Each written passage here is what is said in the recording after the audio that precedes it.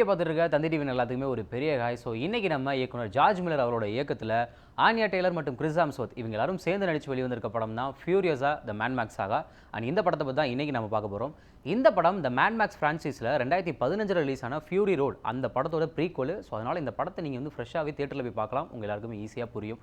Also இந்த படம் ஒரு 2.5 மணி நேரம் டியூரேஷனில் ரிலீஸ் ஆயிருக்கு. அண்ட் மல்டிபிள் லாங்குவேஜஸில் டப் பண்ணி ரிலீஸ் பண்ணியிருக்காங்க. உங்களுக்கு எந்த லாங்குவேஜில் வேணுமோ நீங்கள் போய் பார்த்துக்கலாம். இப்போ இந்த படத்தோட ஒன்லைன் என்ன அப்படின்றத நம்ம பார்த்துறோம்.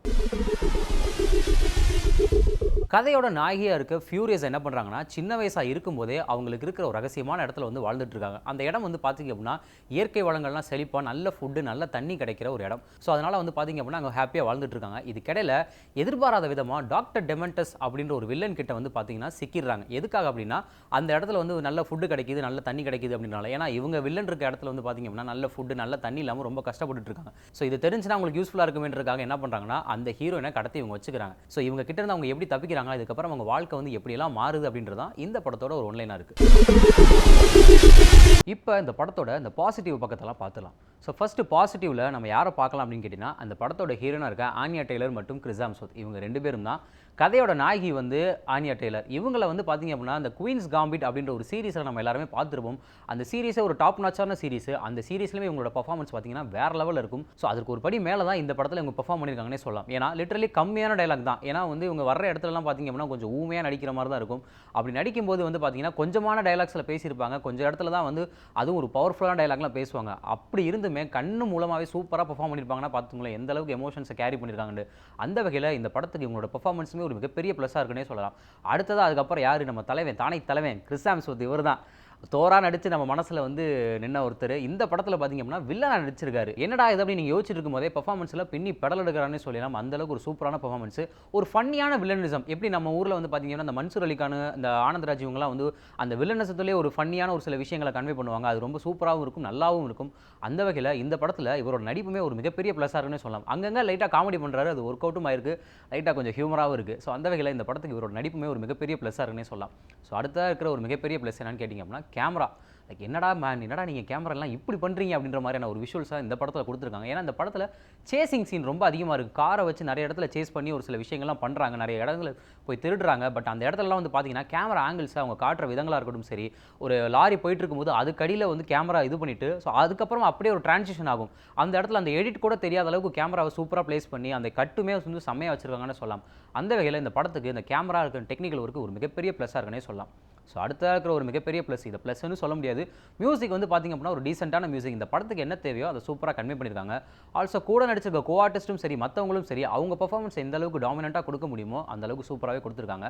அந்த வகையில் இந்த கோ ஆர்டிஸ்டோட பர்ஃபார்மன்ஸுமே இந்த இடத்துல ஒரு மிகப்பெரிய ப்ளஸ்ஸாக இருக்குன்னே சொல்லலாம். ஸோ அடுத்ததாக இருக்கிற ஒரு மிகப்பெரிய ப்ளஸ்ஸை நம்ம என்னென்னு பார்க்கலான்னு கேட்டிங்க அப்படின்னா ஸ்டண்ட் கொரியோகிராஃபி. இந்த படம் வந்து ஆக்ஷன் அட்வென்ச்சர் ரிலீஸ் ஆயிருந்தால ஒரு படத்துக்கு ஸ்டண்ட் கொரியோகிராஃபி எந்த அளவுக்கு முக்கியம் அப்படின்றது நம்ம எல்லாருக்குமே தெரியும். இந்த படத்துக்கு பார்த்தீங்கன்னா ஸ்டண்ட் கொரியோகிராஃபி சும்மாவா சொல்லணும், ஒரு 18+ படம். கண்டிப்பாக வந்து இந்த ரத்தம் தெரிக்கும்படியான ஒரு சில விஷயங்கள், சண்டை காட்சிகள்லாம் ரொம்ப அதிகமாக இருக்குது. அப்படின்னால ஒரு ஃப்ளாலஸ் இல்லாத ஒரு ஸ்டண்ட் மேக்கிங் தான் சொல்லி ஆகணும். நிறைய இடங்களில் சிஜி வந்து ஒர்க் பண்ணியிருக்காங்க. பட் இருந்தாலுமே அந்த சிஜியும் தாண்டி இவங்களோட பர்ஃபார்மன்ஸ் சரி, இல்லை ஸ்டண்ட்டும் சரி, ஸோ அந்த இடத்துக்கு ஏற்ற மாதிரி இவங்க அவங்கள மாற்றிக்கிட்டு சூப்பராக பர்ஃபார்ம் பண்ணியிருக்காங்கன்னு சொல்லலாம். இந்த இடத்துல இவங்க போய் உள்ளணும், இந்த இடத்துல இந்த மாதிரி ஆக்சிடென்ட்ஸ் நடக்கணும் அப்படின்றத கரெக்டான ஸ்கிரிப்ட் பண்ணி கரெக்டான இடத்துல வந்து பிளேஸ் பண்ணினால இந்த படத்துக்கு இந்த ஸ்டண்ட் கொரியோகிராஃபி ஒரு மிகப்பெரிய ப்ளஸ்ஸாக இருக்குன்னே சொல்லலாம்.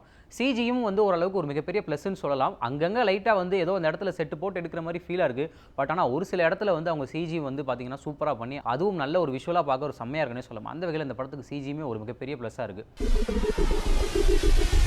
சரி, ஓகே, இந்த படத்துக்கு பாசிட்டிவ் தான் நிறையா இருக்குன்னு நீங்கள் நினைக்கிறீங்க. ஆனால் அதுக்கப்புறம் தான் சொல்கிறேன், இந்த படத்துக்கு நெகட்டிவ்மே கொஞ்சம் நிறையா தான் இருக்குது. இப்போ இந்த படத்தோட நெகட்டிவ் பக்கம்லாம் பார்த்துரும். ஃபஸ்ட்டு எடுத்தோடனே வந்து கதை தான் இந்த படத்துக்கு ஒரு மிகப்பெரிய ஒரு ட்ராபாக் இருக்குன்னு சொல்லணும். ஏன்னு கேட்டிங்க அப்படின்னா இந்த படம் வந்து கதைக்குள்ளே போகிறதுக்கே ஒரு இன்டர்வல் டைம் எடுத்துக்குதுன்னா பார்த்துங்க இந்த படம் எந்த அளவுக்கு லேகாக இருக்குன்னு.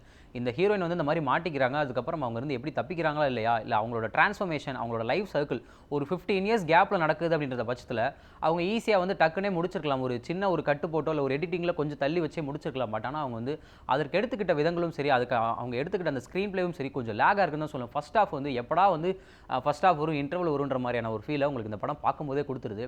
கதையுமே ஒரு தெளிவில்லாத கதையா அப்படின்ற மாதிரியான ஒரு ஃபீலாக இருக்கும்.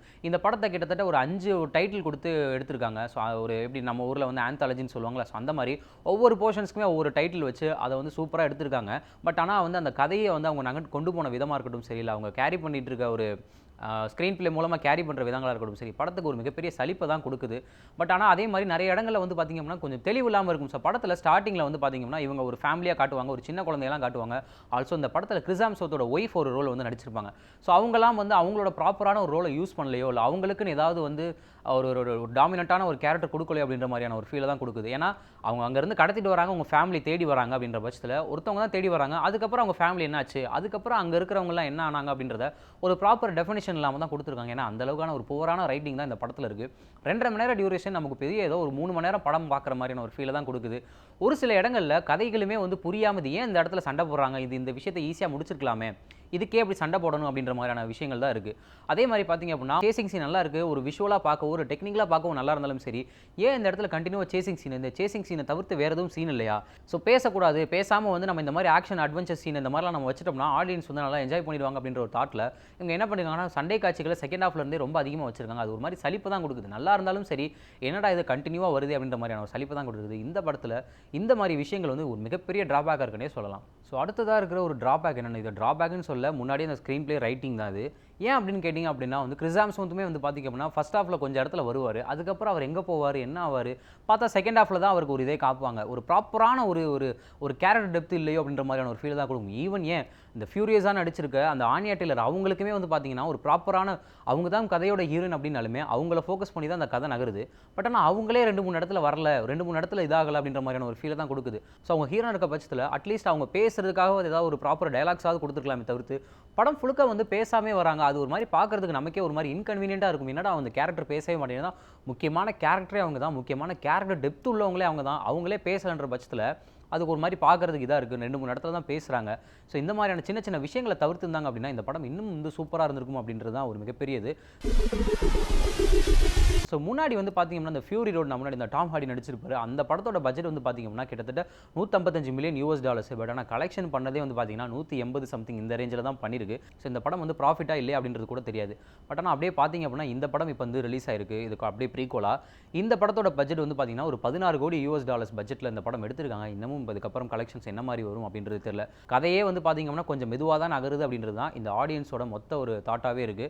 டெக்னிக்கலாக இருந்து என்ன பிரயோஜனம், படத்தில் கண்டென்ட்டோ இல்லை கதையை ஏதாவது விஷயங்கள் இருந்தால் தான் படம் வந்து ஹிட் ஆகும். ஸோ மொத்தத்தில் இந்த படம் வந்து பார்த்திங்க அப்படின்னா ஒரு 2.5 மணி நேரம் விலா ஆவரேஜான படமாக தான் இந்த ஃபியூரியஸாக அந்த மேன்மேக்ஸாக ரிலீஸ் ஆகுதுன்னு சொல்லி இந்த வீடியோ நான் இதோட முடிச்சுக்கிறேன். மீண்டும் இதே மாதிரி வேறொரு படத்தில் உங்களை சந்திக்கும் முறை அதுவரை உங்களிடம் விடைபெறுவது உங்கள் பிரசன்னா.